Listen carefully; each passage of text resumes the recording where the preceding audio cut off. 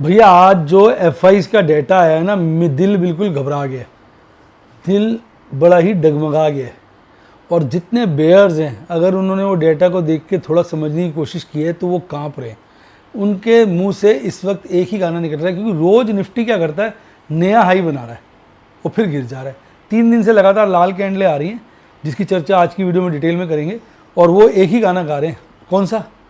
ओ मेरे निफ्टी रे, चैन आए मेरे दिल को जरा जो तू नीचे गिर जाए, तुझको भगता देख कर मैं बहुत ही ज्यादा डर गया, क्योंकि मैंने शॉर्ट करी लेकिन तू तो भाग गया। मेरा क्या होगा अब तो, गिर जरा मेरे दिल को ना तू यूं दगा दीजिए। वो ये शॉर्ट वालों की लगी हुई शॉर्ट जिसने मारी ना वो वैसा ऐसा रो रहा है, क्योंकि आज का डेटा बड़ा खतरनाक है। डेटा दिखाने से पहले मैं आपका विचार जानना चाहूँगा। कल है वीकली एक्सपायरी, आपको क्या लगता है निफ्टी में बड़ा कांड होगा या छोटा? लिख डालिए कमेंट में, क्योंकि डार्लिंग मैं सारे कमेंट पढ़ता हूँ।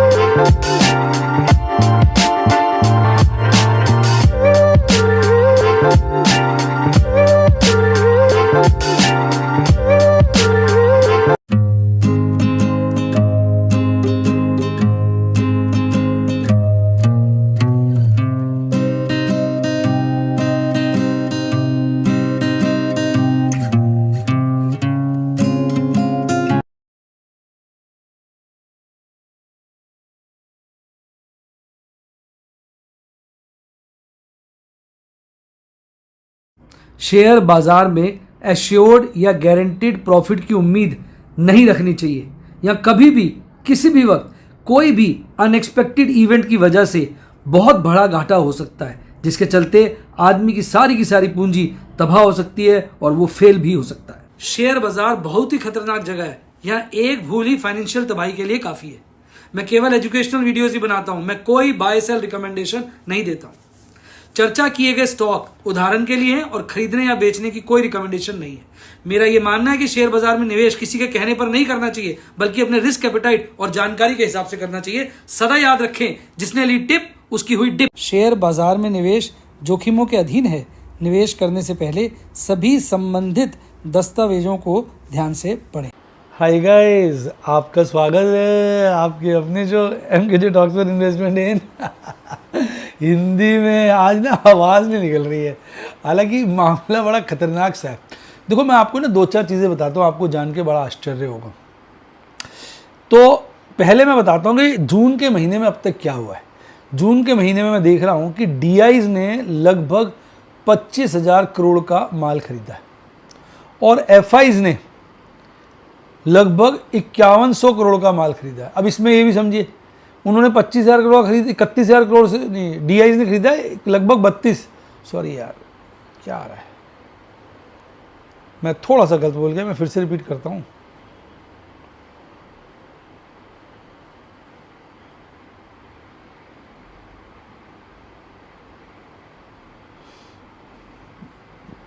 हाँ, DIs ने खरीदा है लगभग 31,715 करोड़ का माल, यानी मोटा मोटा राउंड डाउन करे 32,000 करोड़ का माल। और आपके FIs ने जो खरीदा है वो मुश्किल से 282 करोड़, यानी 300 करोड़ से भी कम। इसमें बहुत सारी ब्लॉक डील भी हैं, इस महीने बड़ी ब्लॉक डील है जून के महीने में। अगर इस डेटा को कंसीडर करो तो इसका मतलब बाजार को सिर्फ DIs ने टिका रखा है और FIs तो कोई खरीदारी के मूड में नहीं है, जो FIs का डेटा बोल रहा है। पर अब कल एक्सपायरी है, कल एक्सपायरी के चलते बहुत बुरा कांड हुआ है। पहला बुरा कांड हुआ है कि FIs ने अपनी निफ्टी 50 के अंदर करीबन 1406 करोड़ की, निफ्टी 50 का बता रहा हूँ सिर्फ, क्योंकि निफ्टी 50 की कल वीकली एक्सपायरी है, 14 से 6 करोड़ के इंडेक्स फ्यूचर खरीदे। निफ्टी बैंक तो माइनस की है, पर निफ्टी 50 के 1406 करोड़ के इंडेक्स फ्यूचर खरीदे।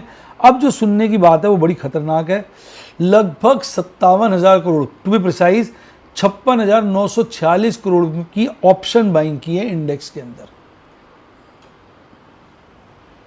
ये सबसे खतरनाक खेल है। यानी अगर आप ओवरऑल कैश की मूवमेंट देखेंगे, कैश कितना उन्होंने इन्वेस्ट किया, वो तो अभी भी निकालने के मूड में, पर कल बाजार में उन्होंने ऑप्शंस खरीदे हैं। अब क्या खरीदा है ये पता नहीं। अगर उन्होंने बहुत ज़्यादा पोजीशनें एक तरफ की बना ली हैं, यानी एक तरफ की खरीदारी की है, तो बाजार में एक तरफ की मूवमेंट आएगी। और अगर दोनों तरफ की इक्वली खरीदारी की है, क्योंकि एक्चुअली क्या होता है, जो खरीदारी की है ना, उसमें ये नहीं पता चलता कल की कितनी है, 19 तारीख की एक्सपायरी कितनी है, जून की कितनी है, जुलाई की कितनी है, यानी ये कल की नहीं है, ये मतलब पूरी उनकी इंडेक्स ऑप्शन में खरीदारी है। अब हो सकता है कल की उन्होंने कॉलें खरीद ली और अगले हफ्ते की पुट्टे खरीद ली हो, यानी कल तो मारेंगे कॉल वालों को, अगले हफ्ते मारेंगे पुट वालों को, एक बात कह रहा हूँ। या कल की उन्होंने पुट्टे खरीद ली हो और अगले हफ्ते की कॉलें खरीद ली हो, यानी कल तो मारेंगे पुट वालों को, अगले हफ्ते को कॉल को मारेंगे। अब हो सकता है कल की पुट्टे और कॉलें खरीद ली हो, यानी दोनों को मारेंगे, एक बारी पुट वालों को, एक बारी कॉल वालों को। यानी कहने का मतलब क्या है कि इतनी क्लैरिटी डाटा के अंदर नहीं होती कि हम बिल्कुल उसके हिसाब से ट्रेड कर ले। पर डाटा ओवरऑल ये बता रहा है कि इस वक्त लंबे पीरियड के हिसाब से तो एफआईज कोई खरीदारी के मूड में नहीं है, छोटे पीरियड के हिसाब से नहीं, कल के हिसाब से तो कुछ बड़ा कांड कल, या कहिए जून की एक्सपायरी, यानी 3 हफ्ते हो गए, कल की एक्सपायरी, 19 तारीख की एक्सपायरी और इसके बाद 24 तारीख की एक्सपायरी, 24 की होगी, 19 को 26 की। तो ये जो एक्सपायरी है ये मेरे को लगता है बड़ी अब वोलाटाइल होने वाली, क्योंकि आपको पता है निफ्टी 50 का जो विक्स है, इंडिया विक्स है, वो बहुत ज़्यादा गिर चुका है, यानी प्रीमियम बॉटम आउट कर गए। सस्ते प्रीमियम, इसलिए हो सकता है एफआईज ने कोई बड़ा गेम खेला हो। अब इसका असर जो है आपको आने वाले वक्त में मिलेगा, ये मेरे हिसाब से तय है। बाकी भाई साहब आपको पता ही एक बात, मैं नॉस्ट्राडामस तो नहीं, गलत भी हो सकता हूँ। आइए अब डाटा पे चलते हैं भाई साहब। डाटा थोड़ा एसी ठंडा कर दो भैया। और डाटा बड़ा खतरनाक हो गया। ग्रीड देखिए लगभग 65 था कल और आज 61 के लपेटे में आ गया, यानी आज ग्रीड गिरा है, जो इशारा कर रहा है मार्केट मूड की बाजार में हल्के फुल्के कमजोरी के संकेत हैं। अब अगर आप इंटरनेशनल फैक्टर्स देखेंगे, ये आपने क्या डाला है, 98.61 होगा ना, 9861 आ गया यूएस डॉलर इंडेक्स। इतना आ गया तो सब मर जाएंगे, पूरा वर्ल्ड तबाह हो जाएगा। ये मैडम ने डॉट गलत डाल दी, आएगा। तो आज भी आपका यूएस डॉलर इंडेक्स गिरा है 98.9 से 98.61 हो गया। तो ये एक वीकनेस का डॉलर का साइन है। लेकिन यार क्रूड महंगा हो रहा है, मैं इसको नेगेटिव दूंगा। क्रूड तो तेज़ी से 70 की तरफ जा रहा है, ये जो इसने यहाँ पर 60 का बॉटम बना दिया था, अब 70 की तरफ जा रहा है। क्रूड तो नेगेटिव हो रहा है। डॉलर और रुपए में तो ठीक है पैरिटी, 10 ईयर ट्रेजरी यील्ड भी ठीक है, यानी क्रूड महंगा नहीं हुआ है, पर महंगेपन की तरफ जा रहा है, वो नेगेटिव है। अदरवाइज बाकी सारे फैक्टर्स इंटरनेशनल इंडिकेटर्स वाले ठीक ठाक है। अब अगर हम बात करें एफआईज की, देखिए एफआईज ने कर दिया ना कांट। आज स्टॉक फ्यूचर हल्के से काटे हैं, कैश सेगमेंट में स्टॉक्स को हल्का सा काटा है। डीआईज ने ठीक ठाक खरीदा है और कुल मिला के 1138 करोड़ की आज खरीदारी है। एक बार आज की ब्लॉक डील्स भी देख लें। पहले मैं सब ब्लॉक डील्स वगैरह नहीं देखता था, मैं सोच रहा हूँ उसको भी डाटा में इनकॉर्पोरेट कर लें, पर ठीक है यार देख लेंगे। आज तो यार बड़ी सारी ब्लॉक डील थी हैं।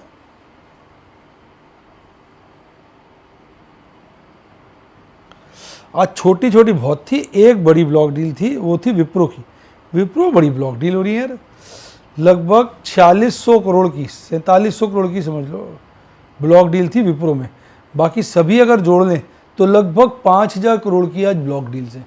अब ब्लॉक डील्स में एफआईज ने भी पार्टिसिपेट किया होगा, डीआईज ने भी किया होगा, उसके बाद भी इतनी ही खरीदारी है। इसका मतलब ये है कि कहीं ना कहीं अब सब रुक सा गया। अब इंडेक्स फ्यूचर में एक बड़ी खरीदारी करके गए, वो कौन, आपके एफआईज। वो डाटा चेक करना ठीक ही है नहीं है, ठीक है सर। यार ज़्यादा डाटा स्टडी करो ना तो आदमी परप्लेक्स हो जाता है। हाँ ठीक है। अब इसमें मैं आपको बता रहा था 1406 करोड़ की प्लस है निफ्टी के अंदर। कितनी बड़ी खरीदारी है, स्टॉक फ्यूचर उन्होंने माइनस किए और ग्रैंड टोटल जो है नेगेटिव आया। यानी ओवरऑल नेट में कोई लंबी चौड़ी आज खरीदारी नहीं है, बाजार भी थमा हुआ था, वैसे तो पॉजिटिव डायरेक्शन भी बंद हुआ है, लेकिन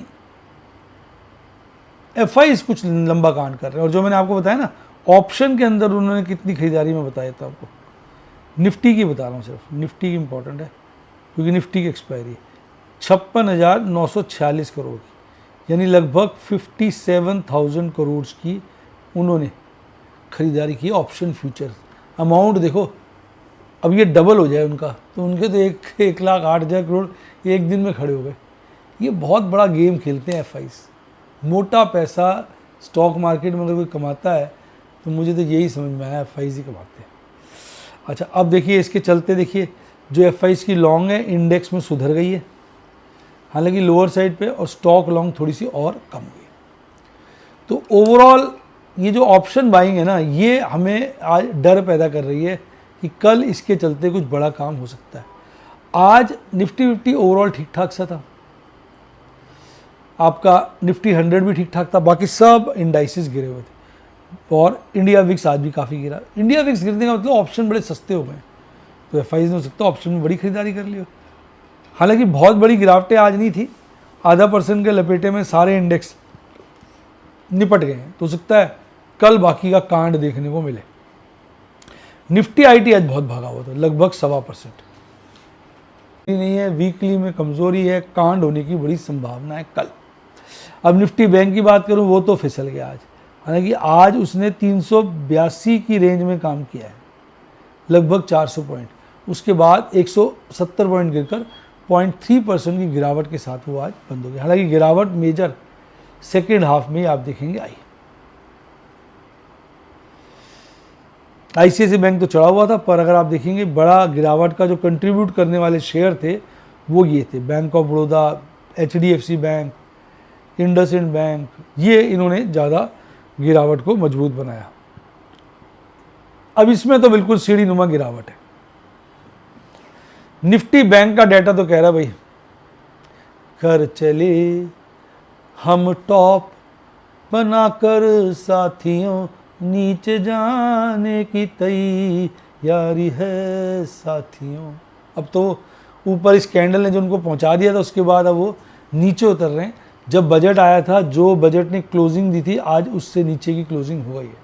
यानी जो बजट कह रहे हैं, मॉनेटरी पॉलिसी का जो इम्पैक्ट था, अब उसने जो तेज़ी पैदा की थी वो तो लगभग समाप्त हो गई है। इनके चार्ट पर बुलिश क्रॉसओवर कुछ दिन बना था, अब वो कमज़ोर हो रहा है। ऐसा लग रहा है 4 दिन की चांदनी फिर अंधेरी रात, 3 दिन हो चुके हैं, कल चौथा दिन है। कल लगता है बियरिश क्रॉसओवर ना बन जाए। हालांकि आरएसआई मजबूत है, बाजार में ओवरऑल ठीक है। वो जो 3 कैंडल जो बन गई है ना, इनको हम बोलते हैं, ये वो कैंडल है जिनको हम बोलते हैं क्या, 3 रेड ब्लैक क्रो कह लीजिए, 3 ब्लैक क्रो कहते हैं। मतलब ग्रीन वाली होती है तो उनको तो बोलते हैं white soldiers, reverse of 3 white soldiers.